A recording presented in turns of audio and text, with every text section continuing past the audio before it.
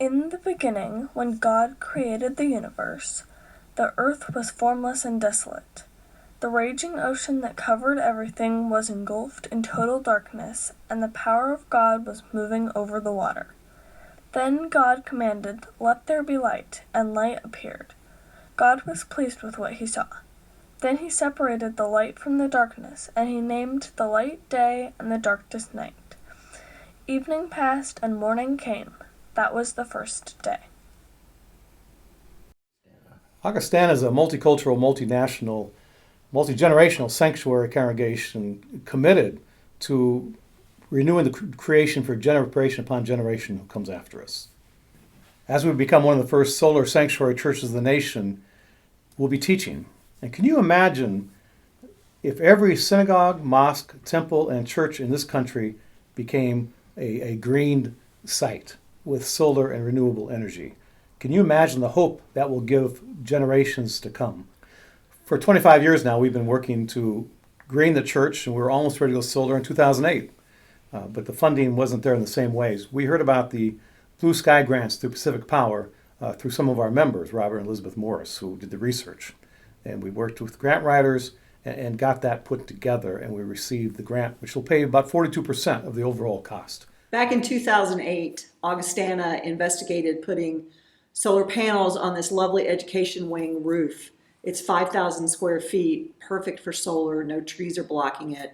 But they weren't able to get financing to complete the project. But they still had this dream. In June of 2020, we reached out to three Energy Trust of Oregon Trade Ally approved companies to get bids for the solar project.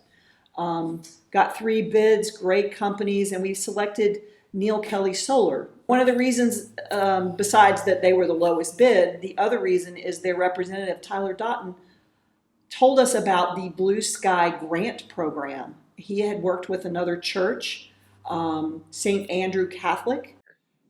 Yeah, the Blue Sky program is Pacific Power's voluntary renewable energy program.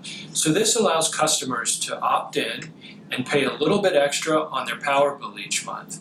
And then every year, that those extra funds go to support new renewable energy projects, including the awarding of grants for community projects such as the one in Augustana. Throughout this process, our in-house designer, Zane Goff, was just incredibly instrumental in getting, getting the design put together. We had a limited amount of roof space and wanted to get this building to net zero with all these design requirements. In this case, we had 4 weeks and we were able to make it happen. Thanks in large part to Sander Lazar, we brought in an outside grant writer who I had worked with on a couple projects in the past. And he was instrumental in terms of both kind of keeping the grant process on track and, doing a good job kind of telling the story of this project, which was, an amazing project. Because our roof on the education building is over 20 years old and was nearing the end of its useful life, it made sense to piggyback the solar project on top of the roof replacement. So after we received the Blue Sky grant in February, Greg Halverson of the property committee worked with Fisher Roofing to install a TPO roof, which would be compatible with the installation of the solar system, the solar panels. So the solar array works that you've got a racking that is installed directly on the roof, and the solar panels sit on top of that. And the solar panels themselves convert the sun's energy into direct current electricity. And then we connect all the solar panels together and tie them to an inverter, and the inverter converts the power from DC electricity to AC electricity, which we use in our buildings here. So we tap directly into the line that's coming off the street on the building side of the meter so that we can track all the kilowatt hours that we are sending back out to the grid.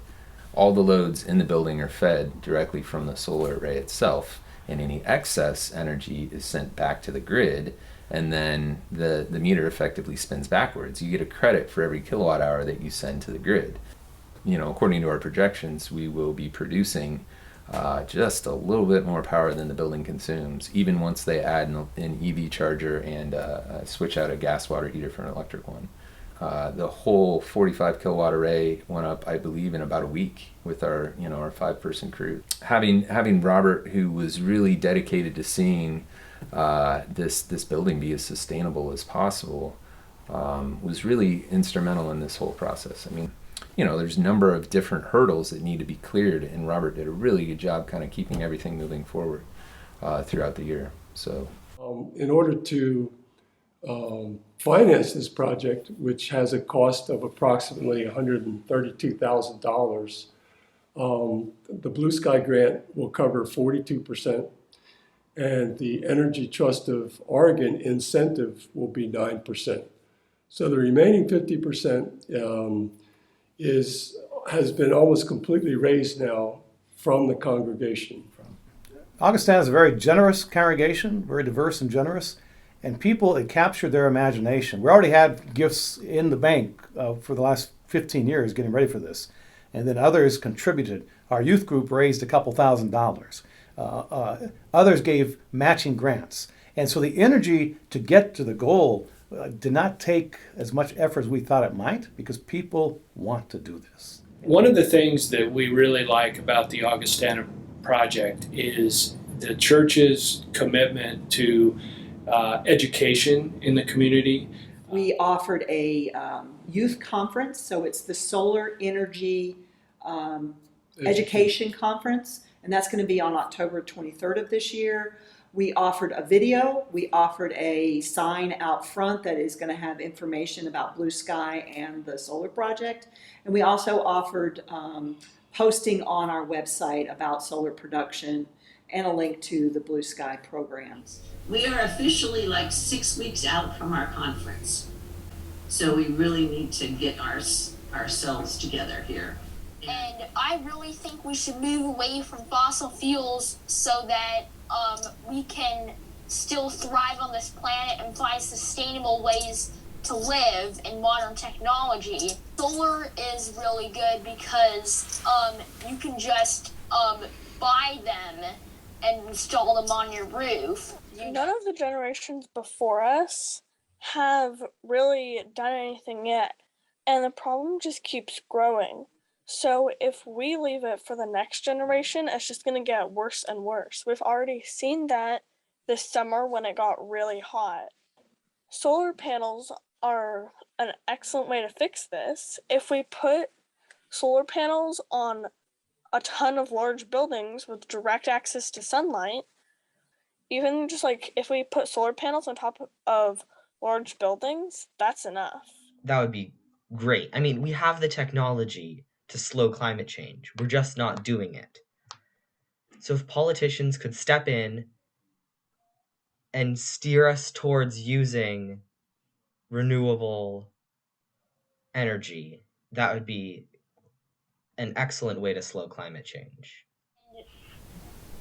One of the people I put down was Jay Inslee. I think he's a good choice because even though he's not an Oregon politician, he is local and he is a climate activist. Right. So why don't you take it to reach out to his office and see if you can get a response from them. When they receive an email or a phone call or an ask from someone in your age factor, your age group factor, it makes them sit up and pay attention because they know they're being watched by the next generation. And Yeah. they know the next generation is coming on strong because we depend on you to take the reins of this wagon, that we're in, and not only move it forward, but turn it into a rocket ship. There is no turning back in terms of the move toward more renewable energy and less fossil fuels as an energy source. Again, we're in a crisis in the world, and we need to respond with every sinew in our body, and as people of faith, we do that out of love, and that's why we're about this right now. So going green is one more example of how collectively we can do something that's tremendous impact for good in this community. Eon was the first being. It was him and darkness. He's an all-powerful blue orb. And after eons of living alone, as darkness does not have a spirit, he decided to use his powers to create a companion. He created Earth, and all of his powers left him, like flowing water. His powers then became the sky, the Skan. They asked Skan if he could create something so they can see. Skan created morning light, the light red hue, Ankh. This light is not warm, and Eon and Maka were still cold. They ask him again, and Skan takes from each of them and creates the sun, the We. The sun is too hot and burns Maka and Skan, so they ask Skan to help them. Skan created the first day by bringing Ankh back to signal We is coming. Then when We leaves, it signals he is gone. And then it is Han's time. And it's important to recognize the usefulness and the utility and the balance.